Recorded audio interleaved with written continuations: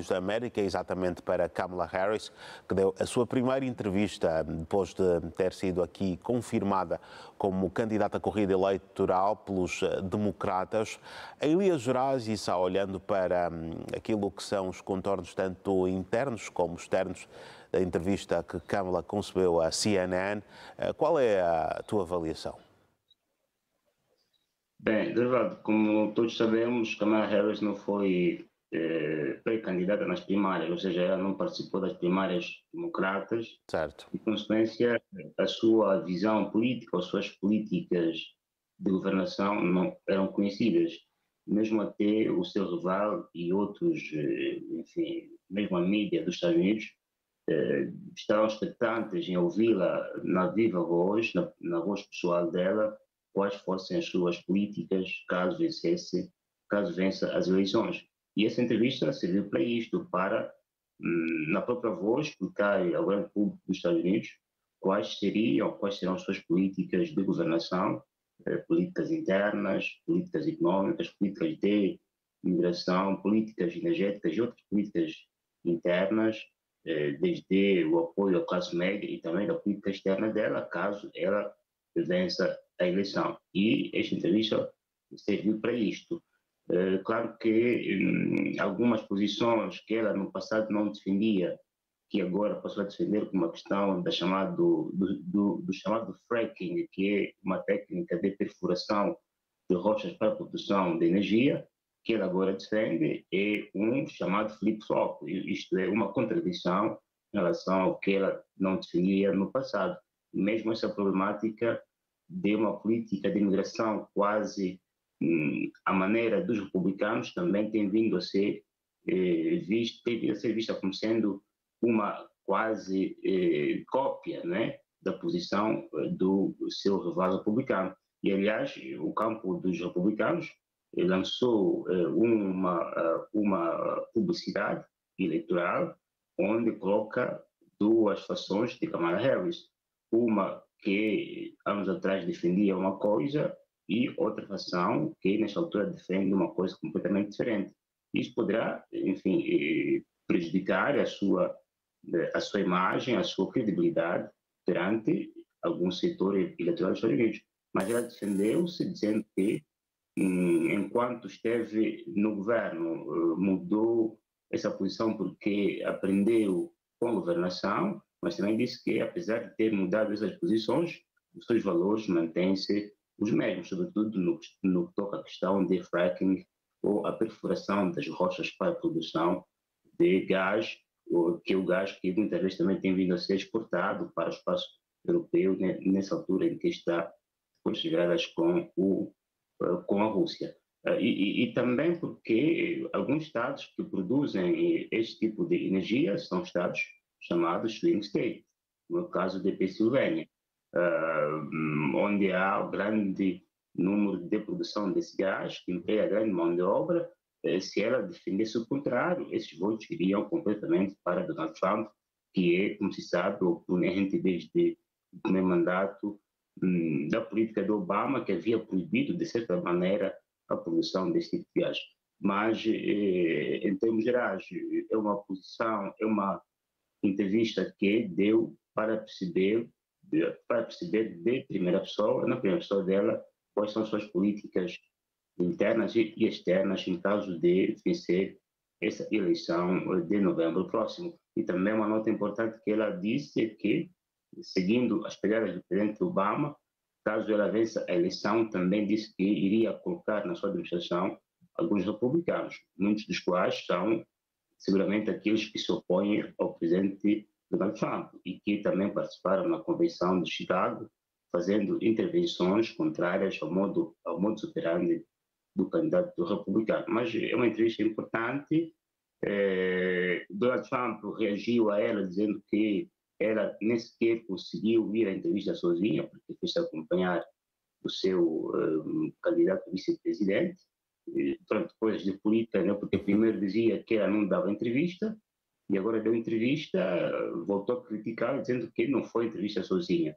Mas, a ver, vamos o que irá sair cá para fora, sobretudo no debate que terá lugar, eventualmente, no próximo mês, entre os dois candidatos, ainda não se definiram algumas regras sobre a utilização dos microfones. Donald Trump, o seu campo defende uma coisa, os democratas defendem outra. Se houver esse debate, aí sim, tete a tete, iremos ver quais as melhores políticas cada um desses dois candidatos tem e quem dos dois saberá melhor explicar ao público dos Estados Unidos. Certo. Há pontos aqui, e são que estão mais voltados para aquilo que são a política externa, a política interna melhor. Por exemplo, a promessa que já acabaste também por fazer referência de ter a classe média como prioridade da governação e este investimento também na família americana em termos de habitação, a preços acessíveis. Como é que achas que o eleitorado americano, e numa visão assim muito de fora, poderá olhar aqui para estas questões aqui levantadas?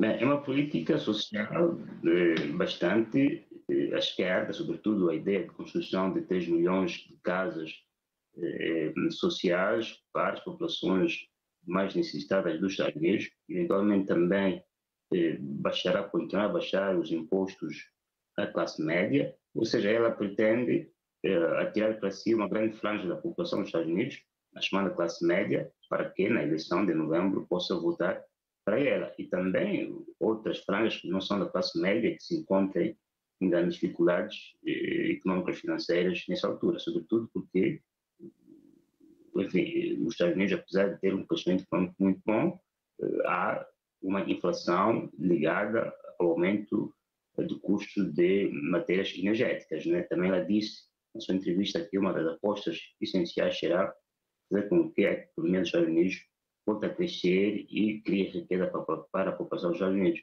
É uma aposta importante, mas o campo republicano já acusa essa política de ser uma política comunista, socialista, não é? O que para o público liberal ou conservador pode ter efeitos contrários, porque nos Estados Unidos, se você quer que o seu adversário perda credibilidade, basta que ele caracterize como sendo comunista, não é? Ou socialista em demasia, não é?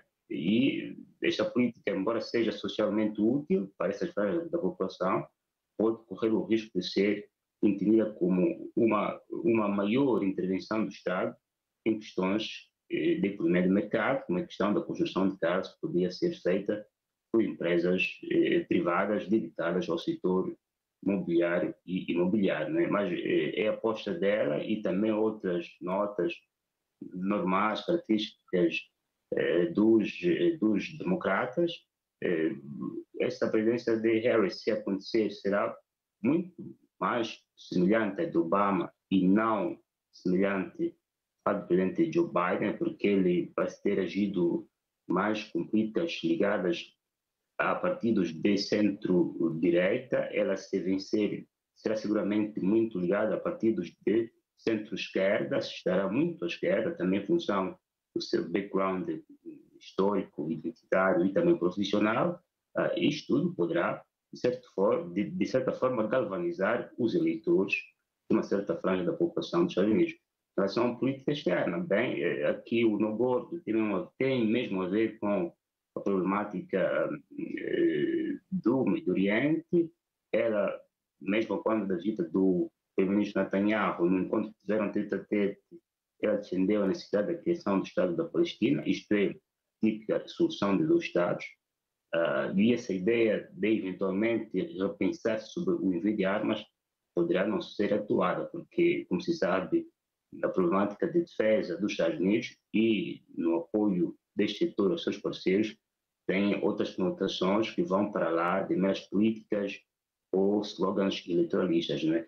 Mas se ela conseguir fazer com que o acordo do presidente Joe Biden seja aplicado, será um grande ganho para a sua credibilidade e também para a paz no Médio Oriente. Mas esta sua aposta em relação a isso tem a ver também com a ideia de tentar acomodar as políticas dos árabes americanos, que vieram nos últimos tempos fazer manifestações contra o presidente Joe Biden em relação a sua posição sobre este conflito no Médio Oriente, não é? E Certo. também quem diga que quando haverá manifestação, quando haverá debate, se houver, essa comunidade islâmico-árabe dos Estados Unidos está a pensar em organizar manifestações de protesto fora do sítio do debate contra justamente a posição do presidente Joe Biden e da tua vice-presidente em relação à matéria que tem a ver com a paz entre Israel e a Palestina. Exato, isso